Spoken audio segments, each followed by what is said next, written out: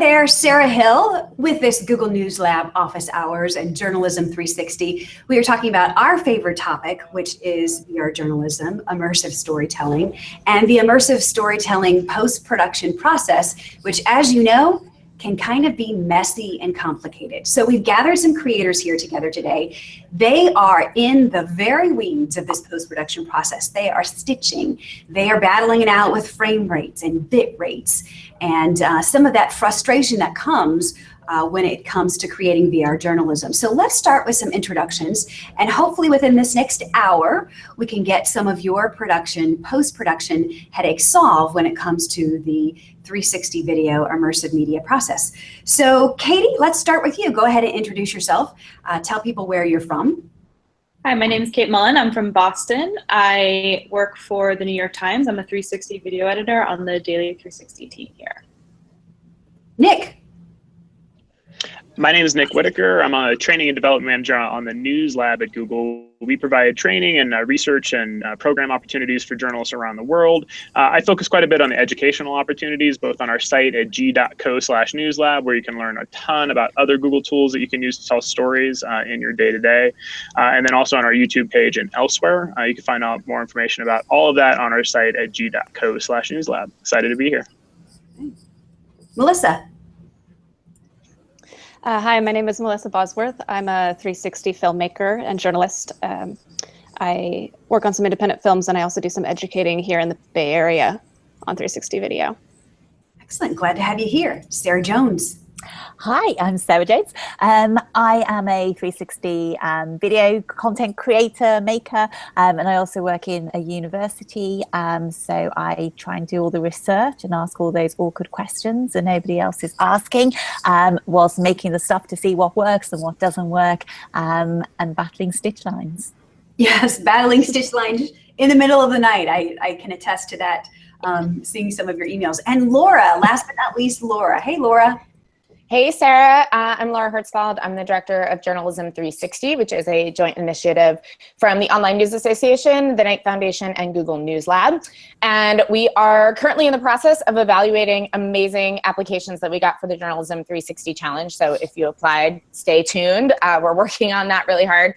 Journalism 360 is a resource for immersive journalists and creators, and we are really building up this awesome community. So I'm really looking forward to the conversation.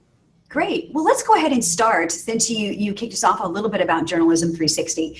It's not just a grant program. There's also resources out there. So talk a little bit about the individuals who might be watching today, whether they are just beginning or whether they are an expert on the spectrum and are battling stitch lines, as Sarah Jones said. What are some of the ways that they can get plugged into the community, that they can get information about that community?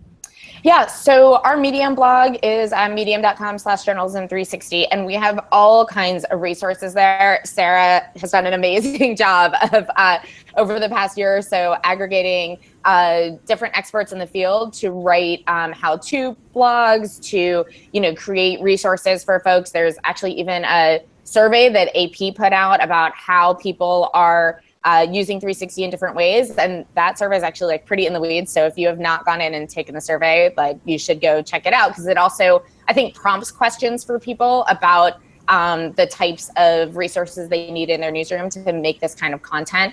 We're really growing that, so we're very open to sort of suggestions and questions at this point in time. But I think we've got a lot of resources there, from what cameras to choose to different case studies of projects that some folks who are on this call and beyond have done. And then we also have an email sign up, which you can get to from there, that is just our newsletter that we're trying to put out regularly with resources and different cool projects that we've seen and stuff like that. So right now we are heavily focused on the grant, but the next phase of J360 is creating training programs and education and using our Medium blog and other platforms to get information out there. So stay tuned, but we're getting there.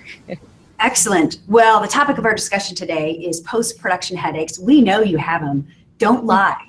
We know that you've been up late at night, either battling stitch lines or trying to figure out why your 360 video looks grainy or it's pulsing or something like that. All of these are issues that we've all experienced. So let's spend the next few moments talking about how we get our 360-degree 3D or 2D video from that from the camera to these devices like Google Daydream, for instance, for mobile VR. Perhaps you're uploading it to some other devices, but specifically just to simplify it for these purposes, talk about the process from going there to here. And first off, what is your biggest headache and how are you solving it? And Melissa, if it's okay if we start with you, talking about what's your biggest headache right now in the post-production process and how are you solving it? Sure, thanks. I'd say that my biggest headache is just getting the timing right. I mean, it can take so long to render out the stitches, and then even, that's the first step you have to do before you can even start editing. And my solve for that I regularly do with my videos is I export my stitches at a lower resolution, edit that way so that it doesn't choke my editing software on my computer, and then bring in the fine stitches later on, if that makes sense. That's been a huge time saver for me.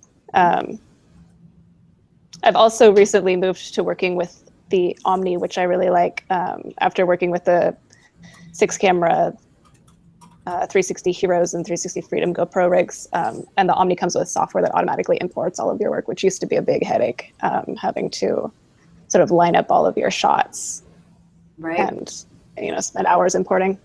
Yeah.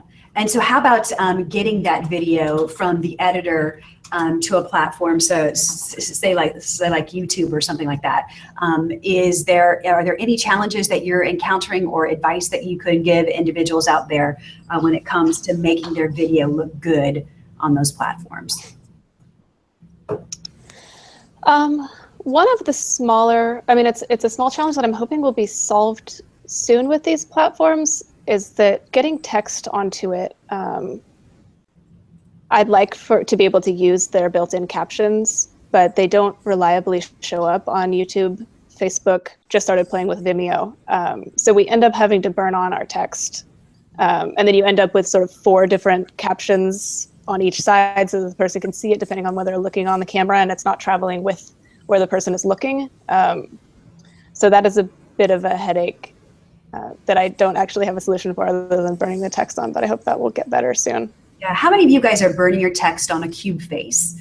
And what Melissa means by that is putting it in all 4 different directions around you so that no matter where the viewer is looking, they are seeing that lower third. There are a lot of products out there. Sarah is raising her hand, I'm raising our hand. A lot of products out there now that are solving for that. Metal is one, Dashwood VR Tools is another, but who knows, maybe someday it will be actually baked into YouTube or something like that. Nick, write that down as a feature request, right?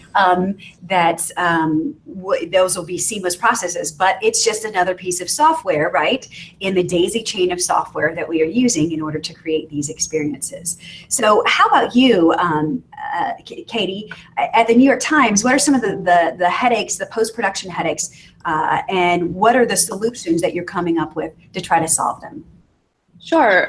So from a technical perspective, kind of one of our biggest headaches right now is just in dealing with sort of the size of these videos and the text that you have to overlay. It ends up becoming a lot of layers and a lot of different things. And sometimes we use Premiere, Adobe products. It kind of gets to be too much for the program to handle. So we've been having some issues with crashing and with glitching in our exports. Something that we found has helped, particularly with the glitching in the exports, if we do longer pieces. We've been working on a series called Life on Mars, and those videos tend to be 5 to 6 minutes long with lots of graphics. So they have a lot of layers and they're really sort of heavy for the machine to handle. We've found, first of all, upping the RAM on our computers is very helpful. And also actually exporting the videos as a JPEG or a TIFF sequence so that the graphics are essentially kind of burned into this sort of sequence, and then re-importing that and overlaying the audio that way. That's one of sort of the biggest ways that we can solve the glitching issues that we have. Unfortunately, it does take a little bit longer. So if it's late at night and you just want to go home, it's not always the best solution, but that's what we've found is one of sort of the easiest ways to correct some of the issues we have with the kind of overload on the machines. Mm-hmm. Great. And say that again, Katie, just to make sure everyone got it about exporting it as a TIFF. Sure. So we export it, normally when you export a video, you export it as an MP4 file, but you can actually export it rather as an image sequence to a folder where it essentially just exports as a sequence of images showing whatever is visually on the screen at the time. So if you have graphics that fade in or out or anything like that, that all shows up in the image sequence, but it doesn't have the audio. So you just render it out as an image sequence and then re-import it. And then from there, you can put your audio back on and it renders out much easier that way. So notice how she's talking about you export it, you re-import it, and that process, that cycle is repeated many different times, and sometimes encoded in many different ways. That's a great one. How about you, Sarah Jones? What are some of the challenges that you're encountering, the headaches, and how are you solving them? I love what Katie just said, and I'm totally going to do that. That's a really, really good tip. I'd say probably one of the first things is whatever the challenges are at the moment, they won't be the challenges in 6 months, and there'll be something new then. So I think kind of the challenges I was facing a few years ago with the 360 Heroes rig, where I would just throw it across the room because nothing would ever work out. That's not a challenge for me anymore. I've kind of overcome that with various things. So stitching was always my big thing. I really struggled, and I thought stitching was really easy because I've edited every day for years, so it should be easy to stitch, right? And it's really tough. And now I feel like I've cracked that. So I think for me, it's mostly, which other people have touched on, it's file sizes, and so many massive files, and file management as well. So if you look on one of my hard drives, and I've got all these different files, all these different feeds from so many different cameras, and then the stitched files, and then I don't like the stitch, so I've done it again, and then it's managing all of that. And it's hard enough to manage data from one camera when you're talking multiple cameras, and so many different shoots. You need a really, really clear way of managing all of your different files and not losing them all the time, which I've done a few times, and there's all those issues. So I think having a very clear file management system is key. I think that the file sizes I'm still trying to work through, especially when I try and play with spatial audio. And I love what audio can do in experiences, and once systems fully support spatial audio, and you are knowing that your work is getting out there and people are watching and listening with headphones and they can hear spatially, that presents more challenges. And it's for me, it's a file sizes for that. And I obviously messed something up recently, which I think I shouted out to Sarah and other people about, because I had some spatial audio and my file size was 28 gigabytes. And it took about 15 hours to upload it to YouTube. And when I uploaded it, the export was wrong because there was a hole in the bottom and a hole in the top. So that was a waste of 3-4 days work, and I had to go back again. So it's about managing that all the time, rendering small parts of sequences, checking in small bits and not doing it all straight away. But I think those challenges, say with spatial audio that I'm facing now, will be resolved in 6 months or so, and then there'll be new challenges that we have to face. But that's the joy of emerging technology, and as we adopt and we try and we fail and we learn and we play. So yeah, file management and file sizes are the key kind of problems for me, I think. All right, and a reminder that you're watching a Google News Lab Office Hours and Journalism 360, and there are creators in this hangout, and we are all dishing about headaches about the post-production process and how do you solve them. So when it comes to uploading these experiences to YouTube, what's your sweet spot for resolution? And just feel free to chime in here. We don't need to call on each other, just free flow conversation. We at StoryUp are using 3840 by 1920, or sometimes 4096 by 2048, which is just over 4K, and then 3840 is just under 4K. We found that's been a pretty good resolution, and it bumps up to 4K on Wi-Fi on YouTube, and we've had pretty decent luck with that. And that's one of the challenges of creating immersive media is that you do it for one platform and then you have to resize it and sometimes even change the frame rate for another mobile VR platform. So I'm curious when it comes to YouTube, are those the kind of resolutions? And let's get detailed in talking to these individuals about what resolution are you using, what frame rates are you using, are you using the spatial metadata injector with YouTube? How are you getting those experiences up there? Anyone want to share? I can kick off. I usually edit on Premiere, and I love it that now with Premiere I can just tick my video as VR box, and I don't have to inject any metadata. I don't have to go through that process, and that was never a long process. It never took a lot of time, but it was something else in your workflow. So it's so much easier to export and just click that video as VR box. And I use 4096 2048, and that's what I've always done. You look like a 4096 by 2048 girl. When you hopped in, I was like, she's 4096 by 2048. I love it. Should be like tattooed on you. I'm 4096 2048. And I think the only problem for me is when people aren't on Wi-Fi and when they're getting that on a lower resolution, which is the problem of using kind of YouTube and platforms when people aren't getting the full resolution, but that just comes with the territory, really. So yeah, 4096 2048, and clicking the video is VR box on Premiere. So some of those editing platforms have that box, some of them don't. Some have been slow to adopt the 360 workflow. Sometimes we find that a checkbox doesn't always work, but we always have that fail safe with that YouTube metadata injector. That works pretty well. And you can also check it that it has spatial audio, because as we know, YouTube supports spatial audio. So it's great when you have not only those immersive experiences, but also the spatial audio support on YouTube. Nick, you've been quiet, jump in here. Quite frankly, I've been focusing most of the time that I've been focusing on, and a lot of the questions that you were asking earlier, a lot of the feedback that we've been talking about so far has been around the post-production workflow process, the stitching, those types of things. A lot of the journalists that I've been working with, we've been talking about like post-production free or light solutions. So cameras that self-stitch, cameras where there's a trade-off of some sort, usually in resolution, but the trade-off there is you get a much quicker product out there. We've been seeing a lot of really interesting kind of movement in that space. A lot of new cameras are coming out that obviously self-stitch, both in kind of the lower end resolution, which is more consumer value, or all the way up to kind of more pro versions of that.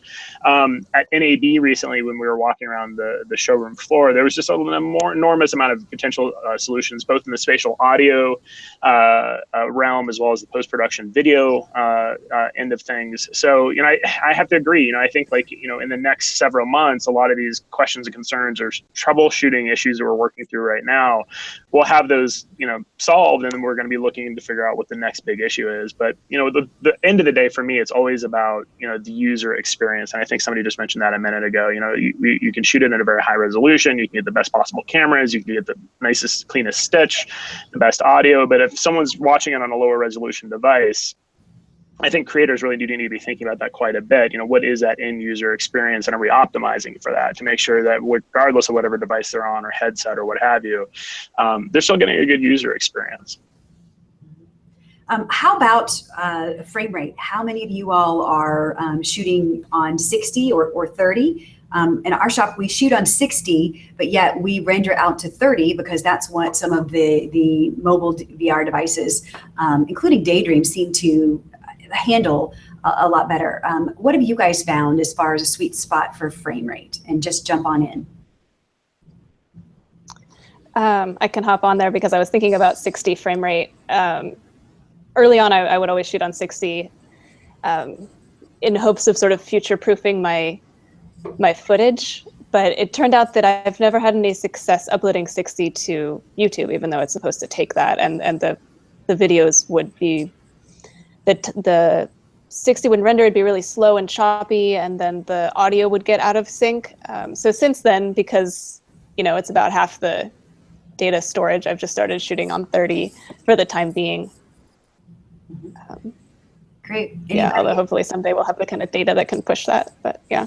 Yeah, the cameras are coming out with, 120, Yeah. frames per second, and that, makes me salivate, but it's like having candy away from a baby. You can shoot it, but you can't use anywhere yet. So it'll be great once all of those platforms are able to process that kind of frame rate. Anybody else want to weigh in about the specific frame rate? We talked about resolution, 4096 by 2048, and frame rate, 30 frames a second is what most of the platforms right now are able to process as far as mobile VR specifically. And YouTube does great with 30 frames a second as well.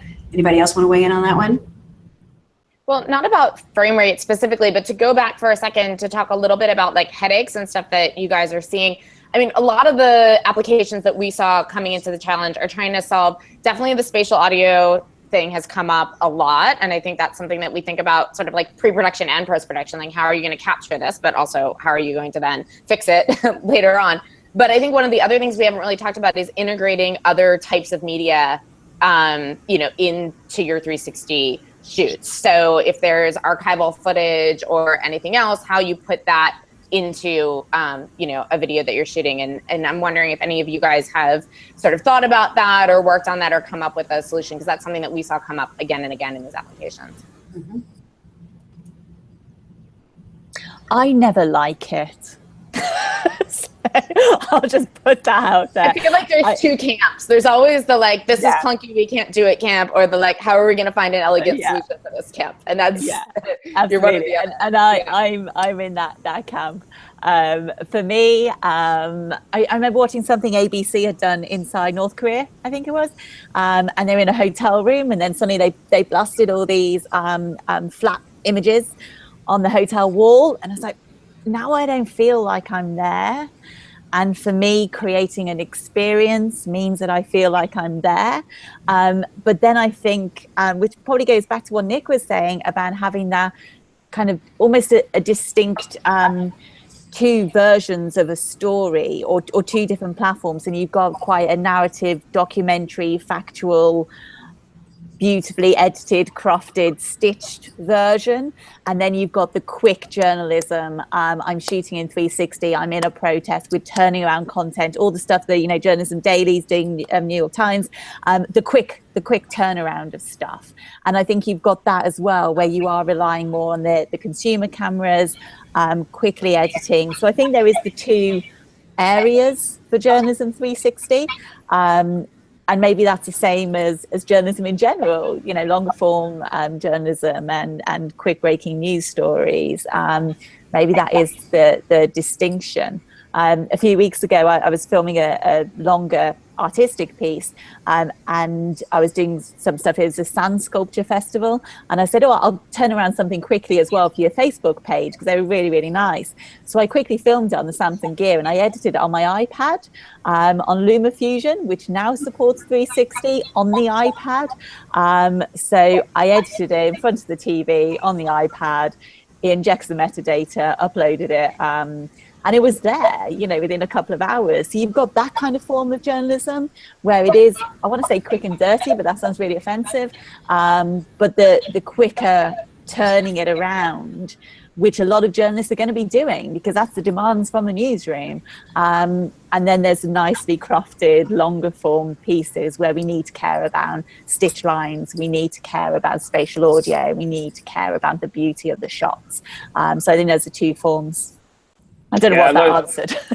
I love the way you're thinking about that too. A lot of the newsrooms that we're working with, we're encouraging them, and we're getting a lot of really positive feedback with them as well about the idea of those things don't necessarily have to be mutually exclusive. Mm-hmm. You can go to a location, you can shoot for both a long form piece, but knowing full well that you're going to want to crank something out that's a little bit lighter weight, atomize that larger form project and the bits that can be then shared on social media or different platforms that can get the teaser out there, if you will, for the longer form piece later. And you're seeing if you're creating those breadcrumbs, if you're creating those opportunities for people to dive deeper in or become more immersed in a higher quality production, they'll actually follow that. So I see a lot of potential in that particular just mindset of how to approach the shot for the edit later on and for the distribution.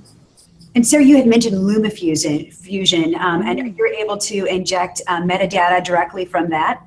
Yeah, it's incredible, really. I did cheat slightly. I can't say there was all mobile workflow. I filmed on the new gear, but because I wanted to use my iPad, I had to stitch it on the phone and then bring it into my MacBook and then airdrop it to my iPad to then edit it on my iPad. So it was a little bit of trickery. It wasn't fully mobile. So I had the MacBook to kind of shift the footage across. But if I'd had an adapter for my iPad, it would have been fine. But yeah, LumaFusion is an editing platform for iPads. I hadn't used it before, about a month ago, and they have a 360 option. So you edit it as normal. You can insert transitions, which just look bad. I don't like transitions a lot of the time, normal transitions in 360, but you can insert graphics. So I inserted a graphic in there, a title, and then saved it as a 360 video, and it injected all of the metadata in, and then it was off. One other tool to mention, it's by VR Fix. It's a new tool that makes the process easier to get it uploaded to YouTube. It not only injects metadata, but has some other interesting features as well, and that's by Every Woe in Spain, VR Fix. So any other tips, whether it be out in the field that you are shooting and want to quickly be able to upload these items to YouTube or to your platform of choice? Anything else that you would like to share? This is on a slightly different topic, and I'm a little bit curious what others are doing here too. But one thing that I've taken to doing is keeping pretty good notes on what we got out in the field, because sometimes you're just sort of leaving a camera and you don't know what you're going to get, and you'll leave it on for 10 minutes, and then you don't want to stitch that all because that takes forever. So then you go in and pick out, the 1 or 2 minute shot in the stitch and just stitch that and kind of leave the rest to be, because we're getting a lot of footage that we don't actually end up using, and it's pretty high cost to be stitching everything out and reviewing it all. How are you guys handling data management? Melissa raises a great point. We are doing it by hand because we've been screwed by software that automates that process. And it only needs to happen once, and then you find that you don't want to trust anybody else but a real human actually labeling those files. So I'm curious, are you guys just doing it the old-fashioned way, specifically on some of these more segmented rigs? Obviously with the Omni, Zcam has some software that integrated. Jump obviously, has top of the line software in order to automate that process. But are you all doing it by hand the old-fashioned way, or have you found a software tool that makes data management easy? And when I say data management, I mean you have 6 up to 24 different cameras, and to be able to properly label those files. And if you don't properly label those files, you could be dead in the water. It's like putting a big thumb on the camera lens. It's not usable. You've lost that shot because you have a big hole in the shot, unless you want to comp out that shot, which as a journalist you probably don't want to do. So what are you doing for data management? Hand. So we definitely do it by hand. Most of the footage that we get in comes from the Samsung cameras, but we do get footage from a lot of shooters all over the world. So oftentimes as an editor, the footage I get, I'm not the one who shot it. So like Melissa was just saying, what's especially useful is when shooters take sort of copious notes and say, at 4 minutes and 20 seconds, a dog walks up to the camera, or something that's useful for us to sort of then isolate which are the most interesting parts of the stitch 10 8-minute shots, and it becomes very difficult to keep track of where everything is.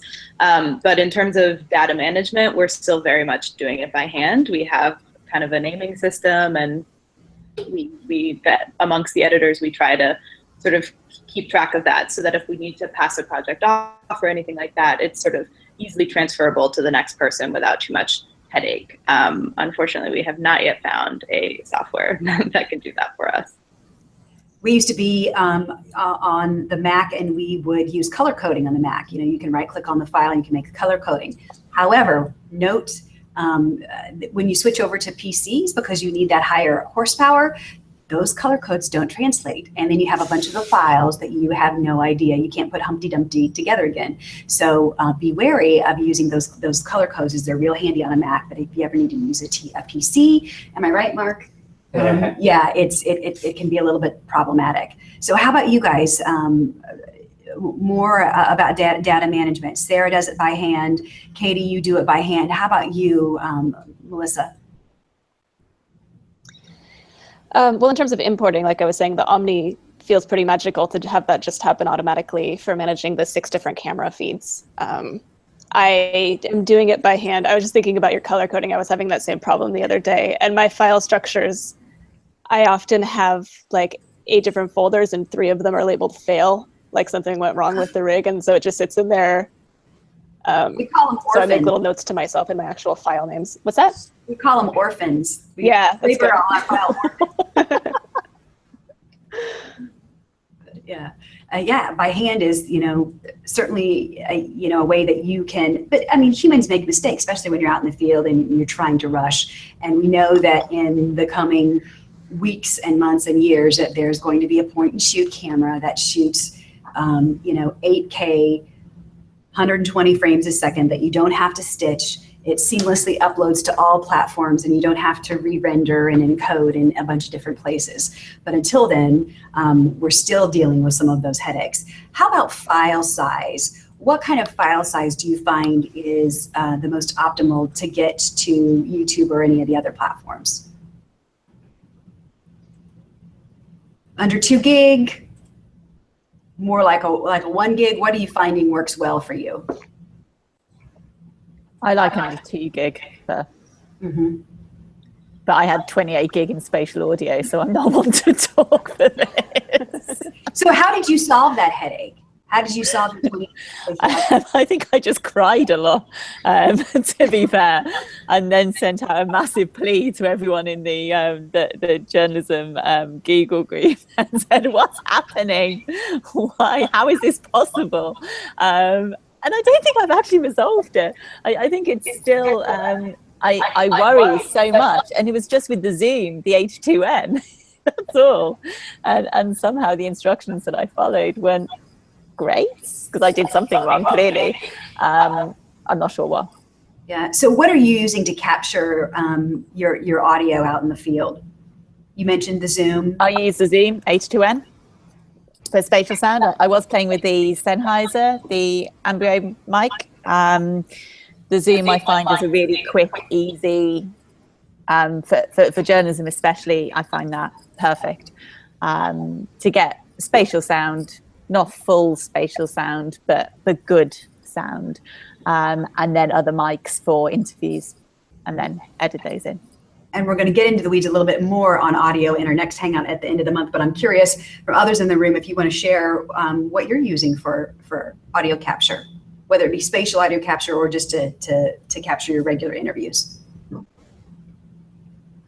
We use the Zoom as well. How about you, Melissa?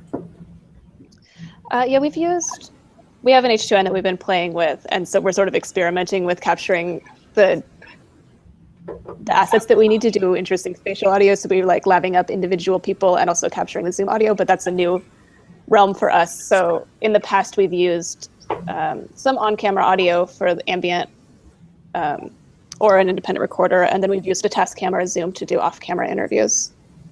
We use the Tascam Zoom and the Ambio as well, and we cheat in that when it comes to doing the spatial audio, we give it to a spatial audio engineer who puts it together. So, are you all doing your spatial audio on your own, or are you cheating like us and having an engineer do it? I have friends. Yes, friends. It's good to have spatial audio friends. That's for sure. So you mentioned transitions, Sarah. What kind of transitions are you all historically using in your immersive videos? Are you a crossfade kind of a person, or are you doing straight hard edits?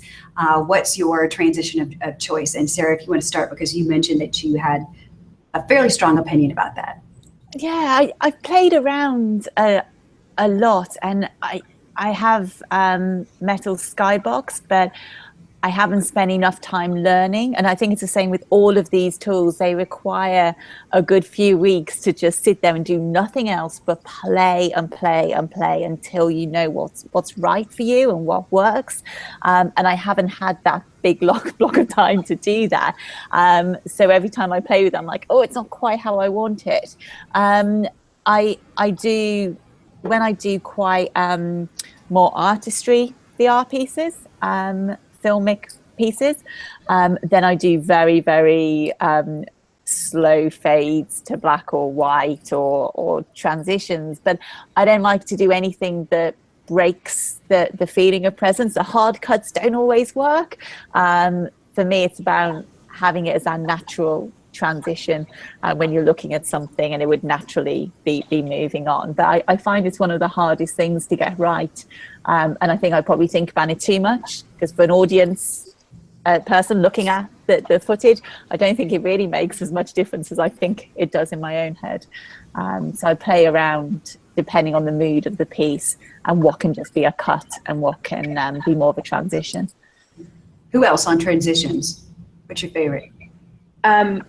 So I tend not actually to really like the sort of more dramatic, artistic transitions. I think they're beautiful in 2D video, but I think that particularly in 360, where you're really trying to immerse the audience in the piece, a transition that you don't notice is the best one. So I tend to go with hard cuts and crossfades, but something that we found is really useful, particularly because in 360 video, if you're cutting around into different sort of angles on the same space, it can be difficult for the viewer to orient themselves that way. Just because, it's sort of jarring finding yourself moving rapidly around one spot. So something that we found really useful is doing, we call them match cuts, which is basically if you have, objects that are sort of similar throughout your different shots, is trying to find ways to line them up so that when you crossfade between shots or when you cut between shots, the viewer sort of already has this point of reference that they can jump to and be like, oh, okay, I understand where I am, and then move from there. So we found, very simple in terms of transitions, hard cuts and crossfades, but doing sort of match cuts and trying to organize your footage in that way definitely helps with orienting. Mm-hmm. Yeah, it's almost like a baton toss. There's actually an article on the Journalism 360 Medium blog about that. It's almost as if you have to have the main character in one frame handing an imaginary baton, as if they almost touch. That way they go together seamlessly. So yeah, that's a great point. How about you, Melissa? Transitions. I think that's a great point. That's a great way to put it, the baton toss. I love that. I find that hard cuts can be challenging. I find it a little bit overwhelming, depending on which shot you're switching from, but it can be a little bit overwhelming because it takes time to reorient yourself, and that can be a little bit shocking. So I like doing a dip to black if I'm changing scenes. I've also had some success with a crossfade when you have a scene that's maybe the same camera positioning, but you actually need to compress time a little bit.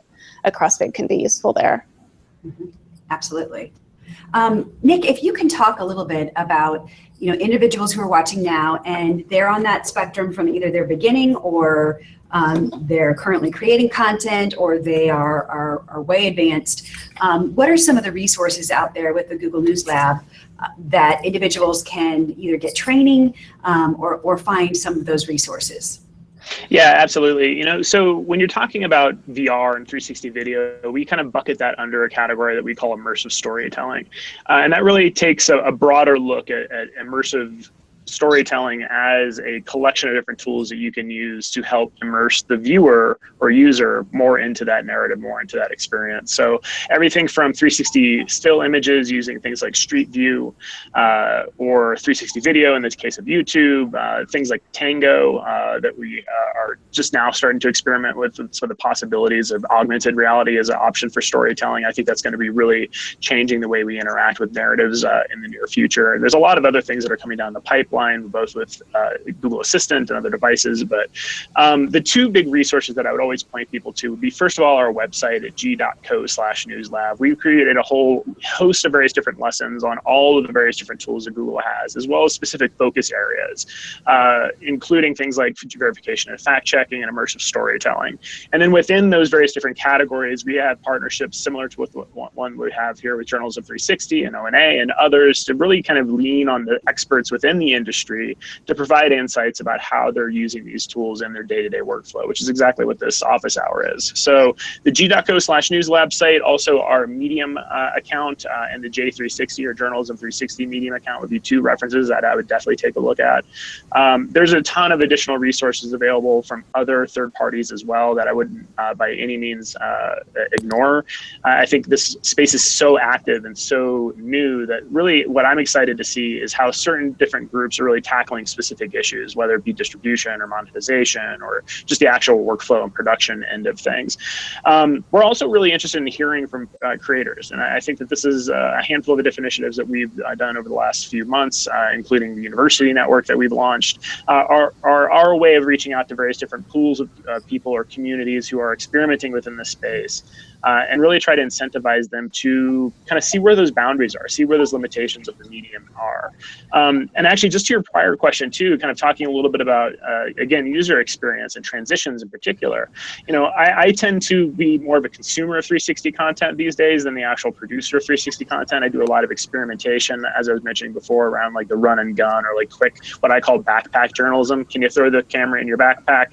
Can you do it, if you're in a hurry and, just really quickly trying to get a shot? Does it actually tell a story if you're able to do that?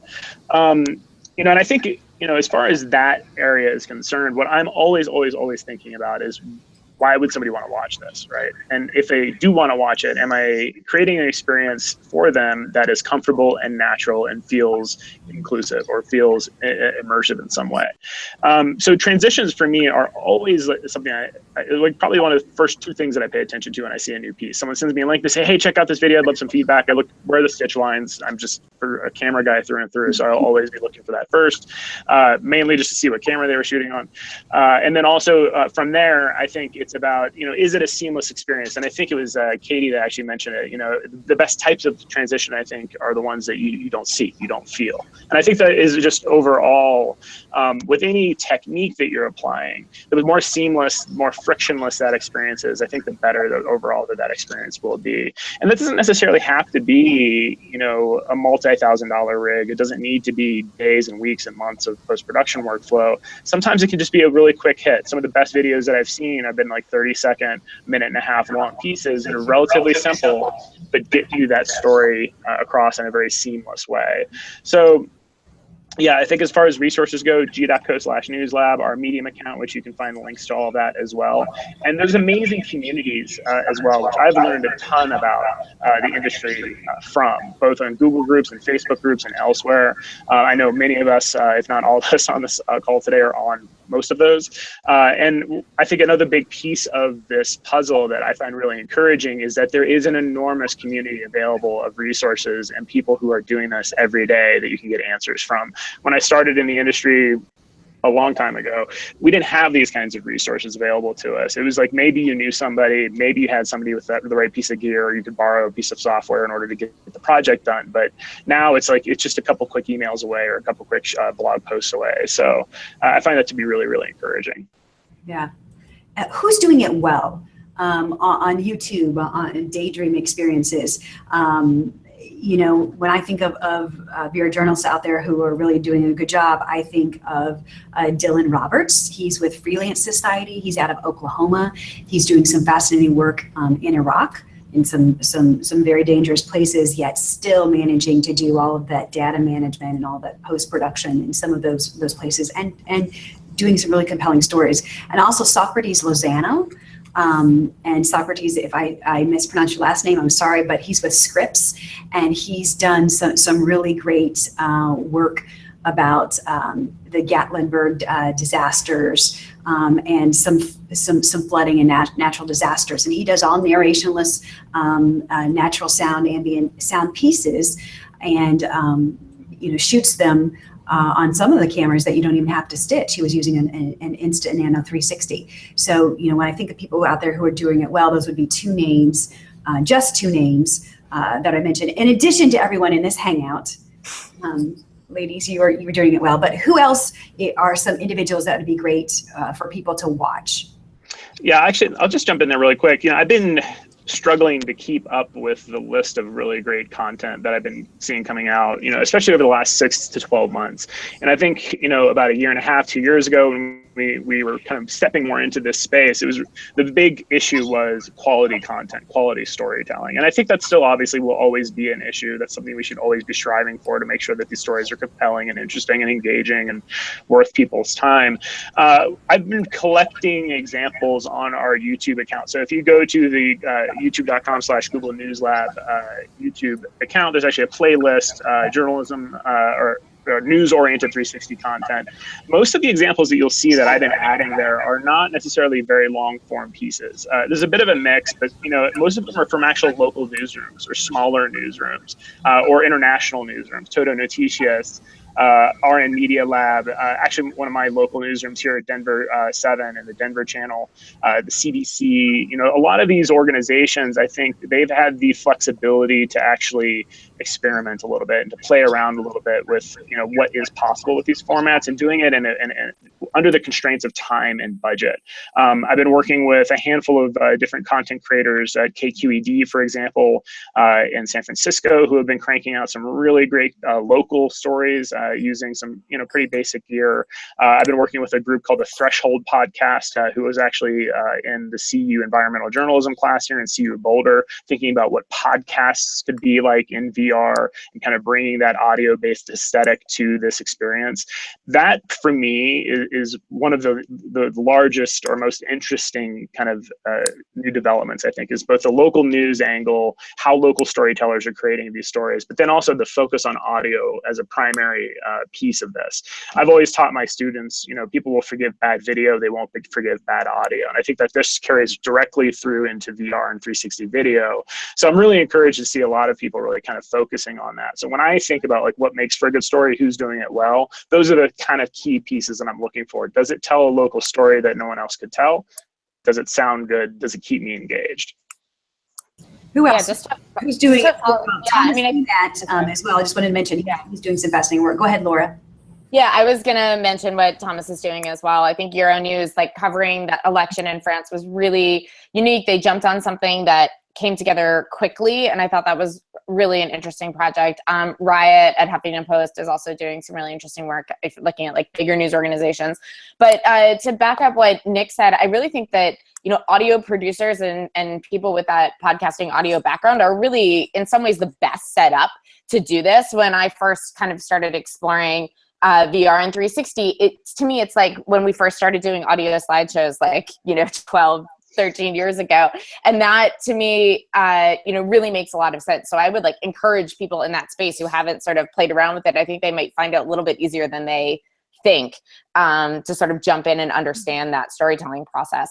Trying to think of other stuff that we've seen, but there's so much out there. Nick's playlist is awesome. You should definitely check it out. I've spent a lot of time playing around in there. Please add to it too. Yeah, I should. I have my own list as well, but that is a good point. But yeah, and I'm trying to think of what else we've seen, but the McClatchy folks are doing interesting work. Gannett has a pretty wide range of local stuff happening in 360, and they all have their playlists on YouTube as well. So Time is also doing really cool stuff. Sarah? Oh yeah, I think for me, it's trying to find like those really good stories. It's the local stories, and it's the big stories where you want to be there. So I think what will happen with the inauguration, and then the Women's March with Riot, and all of those, and obviously the partnership with USC. I thought that was fantastic because it placed people in the heart of that scene, and it was quick, and it was news, and it allowed you to create your own narrative from that experience, which I think is so important with this technology. So I think that kind of, and with New York Times doing daily stuff, well then, I think getting that content out there is really good, and I think it is distinct from other stuff. But I think placing the quick, easy cameras in the hands of journalists, Sarah mentioned the Insta360 Nano, which is so easy for journalists to use and experiment and say, I'm at this protest, I'm just going to film it and I'm going to get it out there and let people experience it for themselves. And that is what I think is really exciting with the technology, using it in that form as well as the really good longer form stuff that we're used to as well. Some of those entities even have their own apps. So journalism, Joe, VRNalism, Robert Hernandez's group, they actually have an app where they're publishing some of their stories. But specifically with the Daily 360, because you mentioned that, I mean, hats off to you, Kate, because that is a big undertaking to be able to turn those pieces, in a single day, or not even a single day. So what advice would you give to other creators out there to have as nimble fingers as you do in order to be able to push that product out on a daily basis? Yeah, so it is definitely an undertaking, and our production time ranges, like you said, from anywhere from we've turned pieces around in a couple of hours to a couple weeks for some of our more in-depth pieces. What I think is most useful, and what I think we're finding in covering breaking news, and we really wanted to be able to show that 360 could be a valuable source for breaking news, is what we add to news coverage in situations like that is that feeling of being there. So for things like inauguration and Women's March and protests, you could do a really beautiful narrative piece with the profiles and all this other stuff. But what 360 adds and what people want is to feel like they're there, standing with the people who are there at this protest or at this Women's March. So we found some of our most successful quick turnarounds are things like the Chicago Cubs piece, where it's a single shot of people in Chicago finding out that the Cubs won the World Series, and it's celebratory, and it's really, there's people all over the place. It's single shot, and with one single shot, the turnaround is not too terrible. I mean, it sounds, Sarah did one on your iPad the other day, so the turnaround is definitely possible for quick pieces like that, and it's just important to keep in mind what it is that 360, what the value added for 360 is in those situations. Are you guys finding a sweet spot as far as like time goes? I mean, it sounds like some of these, obviously some of these are really, really quick, and that has a good sort of boost. But for some of the more produced pieces, are you able to see, particularly with Daily 360, like a drop off at a certain point, or things that really work both production wise and audience wise? A drop off in terms of interest? Like people, just like people actually watching it, if they're watching it all the way through, or yeah. So I mean, I think we struggle with the same problems that every person doing VR is now, with the social media generation not paying attention and watching full videos through. But we tend to do, especially since our pieces are so quick and we're doing them so often every day, we tend to do shorter videos to kind of combat that. Even sort of pieces that I would consider more produced, where we put more of an effort in overlaying graphics and things like that. An example that comes to mind is the piece we did on Malcolm X, which had some illustration and some footage, or some photos, some archival photos. Even pieces like that, we tend to try and pull sort of the audio and create a narrative that still is within that sort of 1 to 2 minute range. So even though the piece is very highly produced and we spend a lot of time on it, it's still very bite-sized for and easy to consume. And as we wrap up here, Melissa, how about you? Who's doing it well? You know, I'm so excited about these local and breaking news initiatives, and that it's becoming more democratized and accessible. But interestingly, lately I've gotten really excited about the work National Geographic is doing, which is mostly done by a company called Black Dot Films, which is sort of has become their VR team. But they're doing a really good job of, I guess, what you might call cinematic VR. These really like sort of polished 360 video experiences where they're figuring out the language of how to guide the viewer in a way that is really impressive to me. I think their stuff is really beautiful. Anyone else want to weigh in before we do one last question? Okay, so speed round. What are some of the things, whether or not you listened in here about some of the gear, some of the shortcuts with exporting with TIFF? Let's go around and share 1, 2, 3 quickly in an expeditious order, some things that can solve those headaches in the post-production process. Sarah Jones, we're going to start with you because I know you have headaches. I always have headaches. I would say it's a community. Being involved in a community and reaching out to that community all the time, because everyone is navigating the space and everyone has headaches and everyone will help everybody else to overcome them. So not a technical thing, but get involved in the community. Katie? I think file organization is the biggest thing for maintaining your post-production workflow. Particularly, I mean, it's not, especially now that we're starting to work with spatial audio and things like that, it's not just keeping track of your video files anymore. You have to keep track not only of all your audio files, but what they correspond to. So I definitely think until there's some magic software program that can solve all of that, we really need file structure, and keeping a log when you're actually shooting are some of the most helpful things when you get to the actual editing stage. Laura? What Sarah said, I feel like the community is just growing and growing. And I think if you are sort of hung up on how to get involved, just reach out to me, to Journalism 360, to Nick at Google. I feel like there are a lot of resources out there. And, you know, at this point, they're pretty easy to find. So don't be intimidated and just, you know, find us. Melissa? The community is awesome. I think also the biggest thing for me is sort of taking care of my future self when I'm filming, like I was saying, by keeping good notes on what's going to be useful, and sort of keeping my data, as Kate mentioned, under control has been really helpful. How about you, Nick? Yeah, I have to mirror everything that everyone else was saying. You know, I think the community, for me at least, you know, jumping in from a video production background into kind of what I consider to be a new space, you know, even though a lot of the same lessons are kind of brought forward from traditional video and audio production, you know, just getting immersed in the space, meeting folks like you and others to be able to answer some of those tough questions and really kind of push the boundaries of the medium. You know, I never feel like I'm alone in this process. I never feel like, you know, there isn't somebody that probably knows something better than I do on this. And I feel like there's a lot of avenues to reach out to those folks as well. But then also, I think, you know, another just call to action that I would have for others who are interested in getting into this space, if you're not part of the community, if you're not geared up, if you're not like equipped, so to speak, yet, that shouldn't be something that necessarily stops you either. I think, you know, a couple of the cameras that we just mentioned, like the Nanos and like these other cameras that just plug right into your phone, at least gets you out there and gets you experimenting. I've got a half a dozen cameras that are not what I would consider to be like production quality that I use in various different instances and keep in different pockets of my bags and my coat, so that like as I'm out and about and I see a shot that might look good, I can test it so that I have a better scope or sensibility about what does and does not work, just from the user's perspective. So I think for me, it's community. It's about experimenting. It's about just getting your hands dirty, getting those hours underneath your or getting those hours spent so that you can actually get to the good stuff is my big takeaway.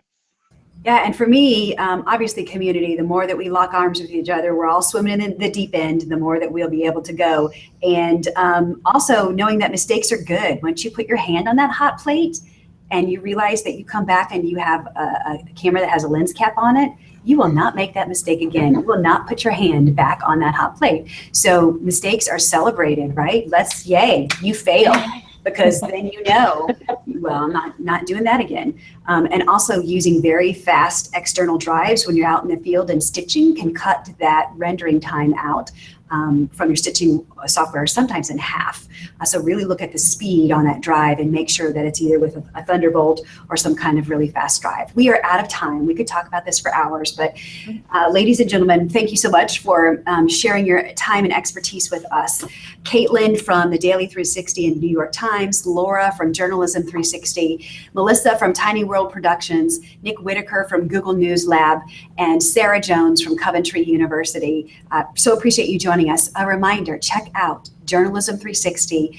Follow the blog on Medium, follow journalism_360 on Twitter, and check out some of those great programs that Google News Lab is offering that can teach you, give you lots of resources when it comes to immersive storytelling.